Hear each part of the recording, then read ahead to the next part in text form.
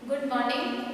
आज हम लोग बीएड पाठ्यक्रम के सेमेस्टर 2 के एक अध्याय को पढ़ेंगे जिसका नाम है पाठ्य पुस्तक। इस पाठ्य पुस्तक पाठ में हम देखेंगे कि पाठ्य पुस्तक का जो जरूरत है और उसकी आवश्यकता है वह क्यों है। हम विद्यार्थियों को पाठ्य पुस्तक की आवश्यकता या शिक्षकों को पाठ्य पुस्तक की आवश्यकता क्यों पड़ती है। सरल शब्दों में हम लोग अगर समझ लें तो पाठ्य पुस्तक उसे कहते हैं जहाँ पर किसी भी विषय वस्तु को एक स्थान पर एकत्रित करके रखा जाए जिसका लाभ हम विद्यार्थी और शिक्षक दोनों प्राप्त कर पाए। अब हम लोग आते हैं पाठ्यक्रम में नीड और इम्पोर्टेंस। तो हमारा पाठ्य पुस्तक है वो क्या करता है। सबसे पहला बिंदु है निर्धारित पाठ्यक्रम के अनुसार विषय का संगठन, अर्थात जो कुछ हमें पढ़ना है उसके बारे में शुरू से लेकर और एक आगे जो हम लोग क्रमबद्ध तरीके से पढ़ते हैं उस ज्ञान को एक जगह पर रखा जाता है। वो कैसा होना चाहिए तो निर्धारित होना चाहिए, क्योंकि हम सभी जानते हैं कि अगर हम वर्ग 1 में पढ़ रहे हैं, कक्षा 1 में पढ़ रहे हैं, तो हमारे लिए जो पाठ्यक्रम है वह 1 के अनुसार होगा, यानी हमारे उम्र के अनुसार होगा।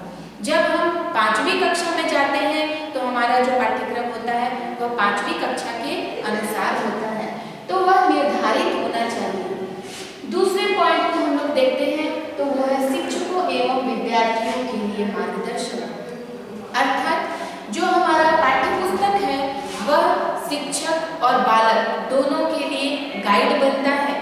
वह हमें बताता है, हमें दिखाता है, हमें एक दर्शन देता है, मार्गदर्शन प्रदान करता है कि हमें किस पाठ्य पुस्तक में क्या पढ़ना है और कितना पढ़ना है। इस तरह ये मार्गदर्शक का कार्य भी करता है। तीसरा पॉइंट है कक्षा स्तर पर किस मात्रा में अध्ययन, जो कि हमारे दूसरे पॉइंट से ही संबंधित है। जिस कक्षा में हम होते हैं हमारा जो पाठ्य पुस्तक होता है हमारे कक्षा के अनुसार होता है। जब हम लोअर क्लासेस में होते हैं तो हमें कम अध्ययन करना पड़ता है, हायर में जाते हैं तो उससे ज़्यादा अध्ययन करना होता है, और ऊंचे क्लास में जाते हैं तो उसका विस्तृत रूप हमें पढ़ना होता है। तो यह हमारा कक्षा स्तर पर मात्रा को भी बताता है कि हमें अध्ययन करना है तो कितना करना है। चौथा है समय की बचत।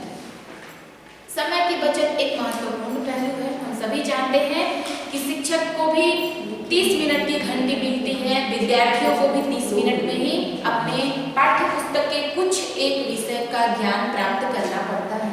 तो यह शिक्षक और विद्यार्थी दोनों के समय की बचत करता है, और बचत ही नहीं, साथ साथ हम सभी जानते हैं कि विद्यार्थियों को एक विषय का ही ज्ञान नहीं प्रदान करना प्राप्त करना होता है, बल्कि उसके सामने बहुत सारे विषय होते हैं जैसे हिंदी, अंग्रेजी, गणित, इतिहास इत्यादि। तो वह अपने संपूर्ण समय को विभाजित करता है, और जब वह विभाजित करता है तो उसे ध्यान में रखना होता है कि हमें किस विषय को कितना समय देना है। अतः ये हमारे समय की भी बचत करता है। और 5वां बिंदु है दोहराने के लिए आवश्यक।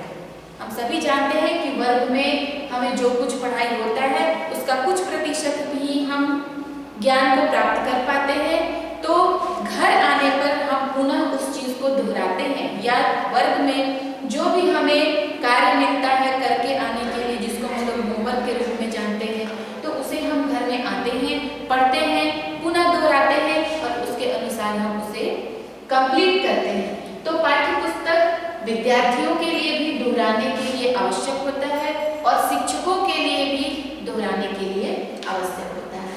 तो यह हमारा 5 बिंदु हुआ जिसकी आवश्यकता हम देख रहे हैं कि पाठ्य पुस्तक की आवश्यकता हमें क्यों पड़ती है। अगले बिंदु पर हम अगले क्लास में जाएंगे।